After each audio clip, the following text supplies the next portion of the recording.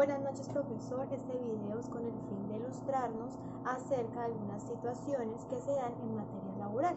Entonces, como introducción, voy a dar a conocer el caso. Entonces, Juan ha prestado sus servicios como auxiliar contable de la inmobiliaria Coquito S.A. Lleva trabajando desde el 22 de febrero de 2019 en esta empresa, con un contrato a término fijo con duración de un año y devenga como salario la suma de 3.500.000. En febrero de 2019, el empleador de Juan le propuso alquilar un apartamento por el canon de 750.000 pesos y Juan así aceptó, firmando el contrato de arrendamiento donde se pactó que Juan pagaría en efectivo los primeros 5 días de cada mes. Además que este contrato prestaba mérito ejecutivo y que Juan autorizaba que en caso de conflicto se resolviera ante un tribunal de arbitramiento. El trabajador en la fecha actual llevaba 5 meses de canon de arrendamiento sin pagar. Debido a esto, el empleador decidió descontar del salario del trabajador de forma proporcional al valor de estos 5 meses. Buenas noches, dándole continuidad al desarrollo del tema. Mi nombre es Gregorio Ávila y recordemos que el empleador no puede deducir, compensar, retener parte del salario de su empleado sin previa autorización escrita por parte del empleado o por mandamiento judicial. En este caso, vemos que el empleador está actuando de manera arbitraria en cuanto está realizando esos descuentos o esas retenciones del salario, de manera en que no quedó suscrita por parte del empleado y que tampoco existe un mandato judicial. Entonces, acá podríamos decir que hay una clara violación a los derechos de Juan como empleado por parte de su empleador. Recordemos de que hay 3 excepciones en las cuales se pueden dar estas prácticas de descuento de salario por parte del empleador, pero que en este caso en concreto no hay ninguna de ellas.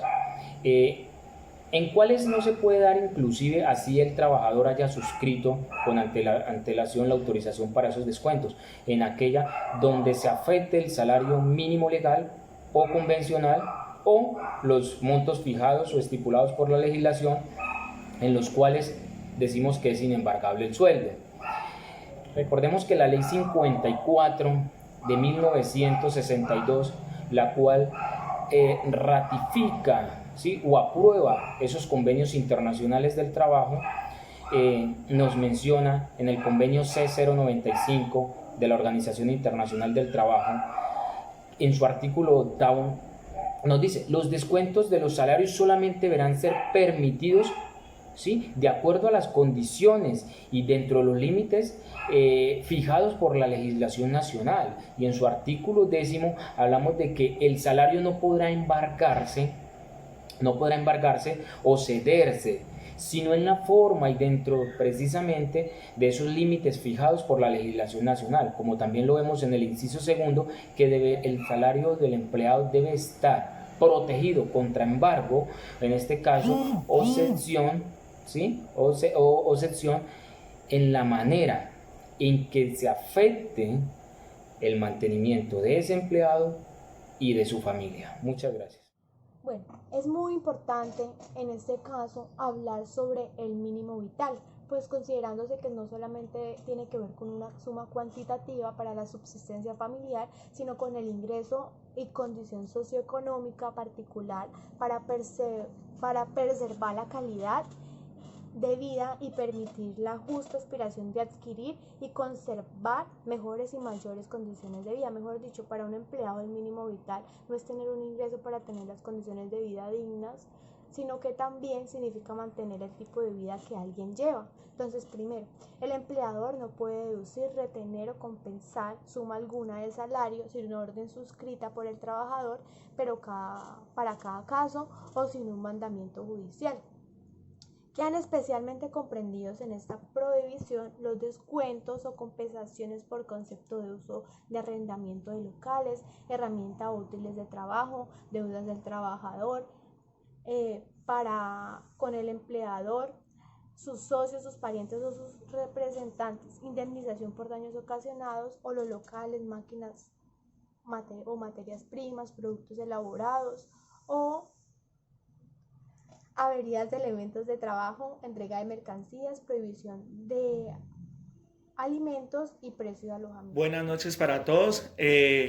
Aplicando las fuentes jurisprudenciales encontramos la sentencia C-710 del 1996, que esta sentencia nos da unas pautas o unas recomendaciones, una recomendación que es la R085 de la OIT, que esta nos dice que deberían adoptarse todas las disposiciones pertinentes a fin de limitar los descuentos de los salarios en la medida que se considere necesaria para garantizar la manutención del trabajador y de su familia.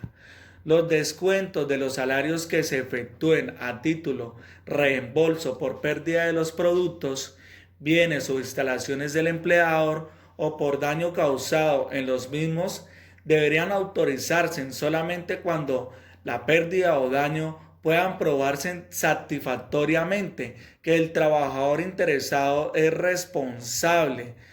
La cuestión de dicho descuento debería ser equitativa, ¿sí?, para las dos partes, y no debería excederse o exceder del valor real del daño o de la pérdida.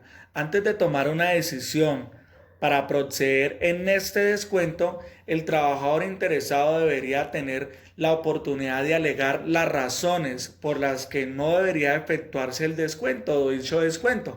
Deberían tomarse medidas pertinentes para limitar los descuentos de los salarios cuando se trate de herramientas, materiales o equipos que el empleador ponga a disposición del trabajador. En los casos que en estos descuentos, como primero, se efectúan habitualmente en la industria o en la profesión en cuestión. 2. Estén previstos en un contrato colectivo o en un laudo arbitral, o estén autorizados en cualquier otra forma por un procedimiento admitido por la legislación nacional. Encontramos también la sentencia T716 del 07, que esta nos habla que es en la vulneración por deducción ilegal del salario del actor por elementos o dineros descontados. Derecho al trabajo en condiciones dignas e injustas. En conclusión, podemos evidenciar que claramente hubo una violación al Código Sustantivo del Trabajo, que en su artículo 149 establece claramente que no es posible realizarle al trabajador descuento alguno sin que éste haya autorizado previamente, que mucho menos puede usarse para pagos de canon de arrendamiento. Es importante resaltar que aunque se hizo el descuento de manera proporcional, el empleador está en la obligación de hacer la cancelación del 100% de lo adeudado a su trabajador, o sea, al empleado, y que debe respetarse el principio del pago oportuno a la persona, o sea, a don Juan. También debemos tener en cuenta que el mecanismo para hacer una reclamación de la obligación debe ser mediante un proceso ejecutivo y no mediante un descuento directo de nómina.